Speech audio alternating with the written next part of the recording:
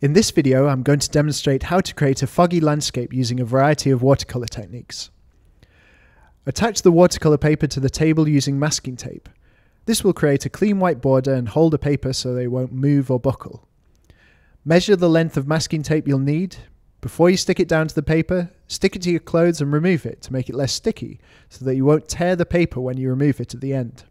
Place down the masking tape so that half is on the paper and half is on the table. Repeat this process for the other three sides.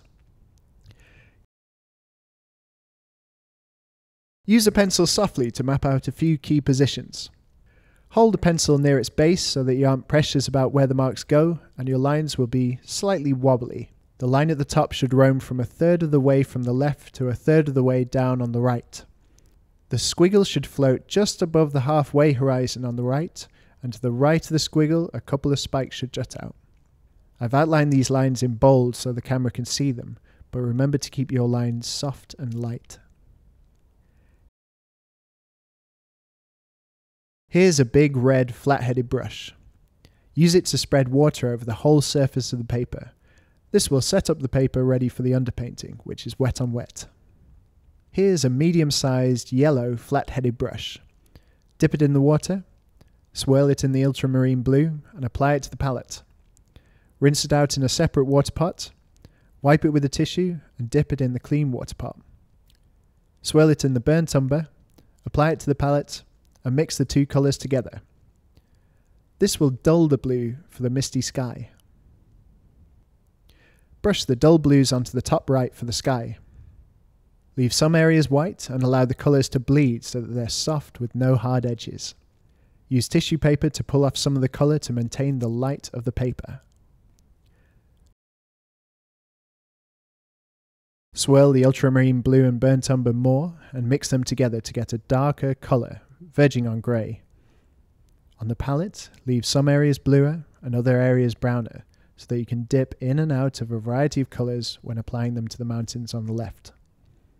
These mountains should be slightly bolder and more varied if you use this dual colour mixing on the paper. The ultramarine blue and burnt umber communicate with each other. Rinse your brush out with water and apply water underneath the colours to spread them thin and soft as they disappear down towards the middle of the page.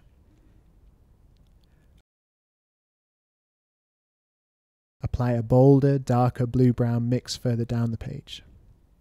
Dilute it with water as it sweeps lower down the page. Change the ratio of blue to brown to vary the wash. As you paint the paper from top to bottom, the trees become closer, and so the colours become bolder. This is called atmospheric perspective. You'll not use black. Very few things in reality are pure black.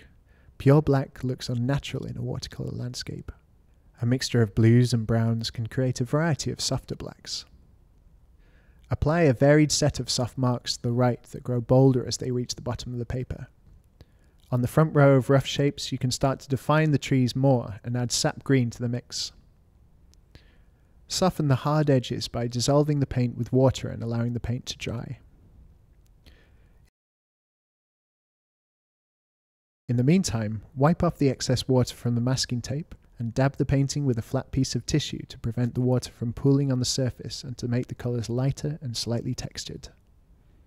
Do not wipe or rub the surface of the paper with the tissue. Whilst the paint is drying, you can create a fan out of a piece of A4 paper. Fold it in 1 centimetre, turn it over, fold again, repeat this pattern across the entire paper. Wrap a piece of masking tape around the bottom. Fan it out at the top and waft it over the watercolour to help it dry more quickly. You'll know when the paper is dry because the surface won't shine. Here is a small green round-headed brush. Look closer at the painting. Use the tip to dab brushstrokes resembling the tip of pine trees. Preserve the shape of each brushstroke, vary the colour ratios and overlap them. Allow them to have harder edges at the top. Wet the paper underneath and push it up to meet the paint. The water communicates with the paint marks to soften, dilute and swallow them into the fog. It's essential to vary your mark making in colours to mimic the changefulness of the trees in nature. This is your opportunity to refine this changefulness using mark making and colour mixing as you pick out patches of detail to emerge from the fog. As the trees get closer and larger, atmospheric perspective should be made evident. The colours become bolder. The outlines of the trees at the top are sharp and become softer as they disappear into the fog. Using a drier brush on dry paper makes scratchier marks which imitate the branches of trees, and overlapping marks upon marks resembles the layering of leaves on leaves. Search across your composition and touch up details in the tips of trees and soften the fog, and once you've checked your work and are happy, you can remove the masking tape and clear your space. The painting is complete. That's how to create a foggy landscape using a variety of watercolour techniques.